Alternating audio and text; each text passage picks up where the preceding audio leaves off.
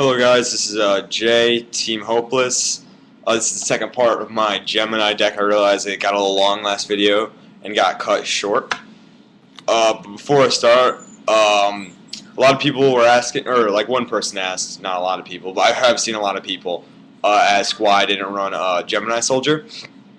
And it's my personal opinion. I don't really like Gemini Soldier, but like I said in my last video, Gemini decks can be run in such a multiple amount of ways. Like I don't like Gemini Soldier because I feel like it doesn't get enough field presence because it starts off such high tech. But I can see where you're coming from with the super. If you can combo that with supervised, you can get up to 3 monsters, 2 out of your deck and 1 out of your graveyard.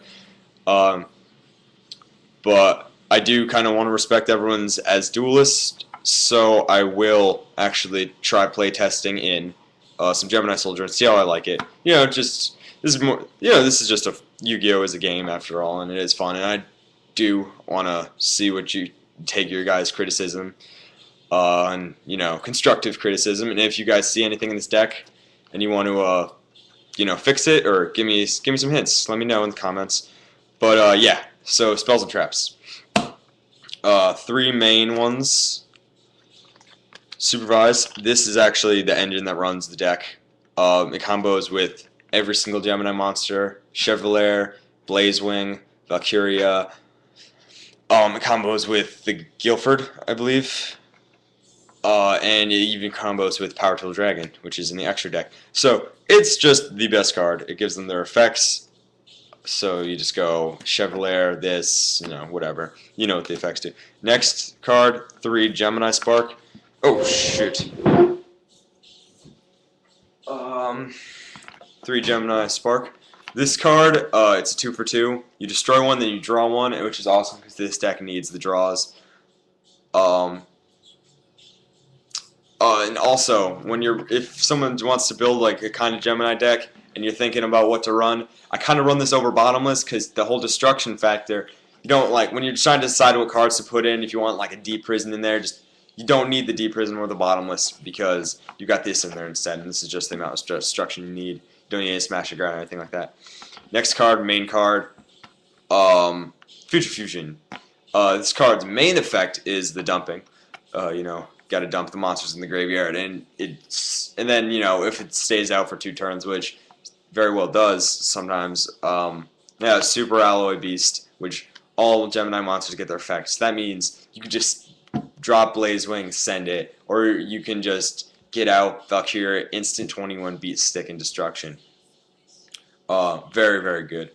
So Super Alloy Beast, and the dumping effect, because you love the dumping, love taking dumps. Next, 2 Swing of Memories. This card's actually very good. I love the Magical Merchant, like I told you guys about. When you go, you mill like a Phoenix, you mill a Blazewing, then you get out 2 Swing of Memories. Or then you get like Swing of Memory, then you can bring out the Blazewing, blah, blah, blah. Swing of Memories, you basically need it for, you can sack for Red Lotus, or you can, just get their effects like Valkyria or Blazewing and send it off, which is really, really good.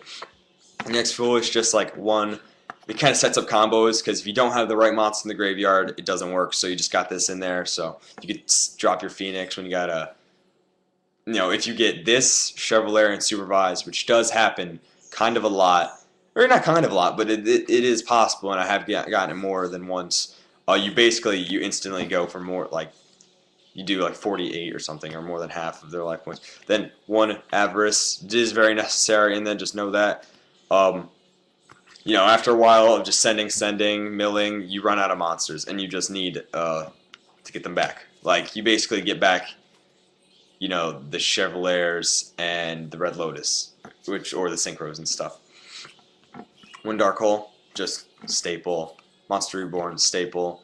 Book of Moon, it is staple, and I chose this over other cards because it is so versatile, and it's at 1 now, but it is like the most versatile card. You can go, offensively or defensively, protect your monsters, blah, blah, blah. Then for back row destruction or back row hating, got 1 MST, 1 True Nade. 1 MST, 1 True Nade. Just normal stuff. Next for traps, you don't run a lot of traps, which is basically why you run Gores, because you know, it's kind of a small trap lineup. One Solemn, staple card. One Call the Haunted is actually necessary, because also like Swing of Memories lets you set up big plays. You just go flip it, get back your Blaze Wing or Valkyria or whatever you want, or even save a step. Well, because I sometimes go Blaze Wing, then summon, ditch for Phoenix, because I don't like Phoenix tied down by the card. So that always helps. Mirror Force. This is the one destruction card that I need, because it's like it could be a 1-for-1 or it could be like a 1-for-5. It's always good. And next, like my new favorite card, 7 Tools. When I took this to locals, this card saved me so many times. Whether it's their, they go Warning, and then you just go 7 Tools, and then that lets you set up your big plays. And I know it's kind of weird to say, but this deck does rely mostly on summoning. All decks rely on summoning. But if they just get that one Warning or that one Bottomless on you, you're just completely screwed, and sometimes hard to get back in. So you need this also for the same reason. Trap Stun, also one of my favorite cards, because when they got set up with like 4 back rows since Heavy's gone, everyone's been setting like crazy. So you just go bam, lock down their Mirror Forces, their Deep Prisons, their Bottomlesses, their Warnings, blah blah blah. And last card, a little tech, Ultimate Offering. This is for setting up big plays. If you got a handful of monsters, you don't have any supervised, you can flip this. One time I played like 2,000, summoned like all my monsters, got their effects, then just decimated. Whoa, what was that? Decimated their Shiat. Also got a pretty good extra deck. 1 Magical Android. You can make it if you got the 4-star Magician and Merchant. So you just got it just in case, because it's always good to have. Miststorm. You can also make this card. 4/4 and a 1. If you can make it, it's a Miststorm, so it's always good. You got a next main card, Black Brute Drago. It is the main card because it's what you pretty much think for every time that you have a tuner. It's got the discarding effect, which I love, because when you get the Phoenix in your hand, it's a dead draw. And I kept looking for cards that you can use to discard that would work well. But this card, you ditch it to destroy a back row, so it's like, for you, it's a +2. Because you want the graveyard filled, and plus 300 beater, and when it's destroyed, you special summon a Gemini with its effect. Most of the time you go for Blazewing or Valkyria. Super Alloy Beast, all Geminis get their effects. He's 2200. It's just so good, because when you do get him out, you don't even, with the Future Fusion, your main goal most of the time is not even to get him out, just to do the dumping. And then if you get this out, it's just endless pluses, and you normally win every time you get him out. Stardust, another 8-star. For some reason, if Brute Drago's gone, it's always good.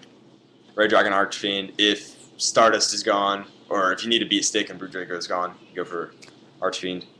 Colossal Fighter, you will also get him out. He's actually more of a beat stick than even Red Dragon Archfiend, because you run quite a few warriors, so it's always good. The Colossal Fighter, good stuff.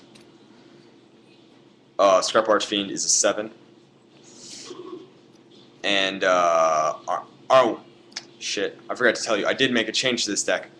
I added 1 Gale for Magical Merchant. So, Gale lets me go to my 7 stars, which is my Scrap Archfiend, my Armor Master, if you need the beat sticks, you got these 2, and then a new card which I like, Power Tool Dragon, because you do run equip cards. So, and the only 3 equip cards are supervised, so you bring out the 3 supervised, they gotta pick one, it always works. But yeah. That's what the 7 stars for. You couldn't normally go for 7. This deck is mainly all 4 stars. But yeah, that's the extra deck. That is the whole deck. Once again, I will be play testing with Gemini Soldiers and the Gemini. I also want to try Toon Magician, because even though, like I said, I wouldn't normally like using that card because it's an extra summon. Just imagine how dirty it would be to supervise Toon Magician, then send it and get a Phoenix on top of Brute Drago.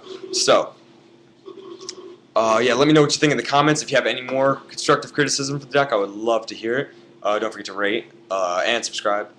Also, I'm going to tell you, no, actually, that's it. I'm running out of time. But thank you, everyone, and goodbye.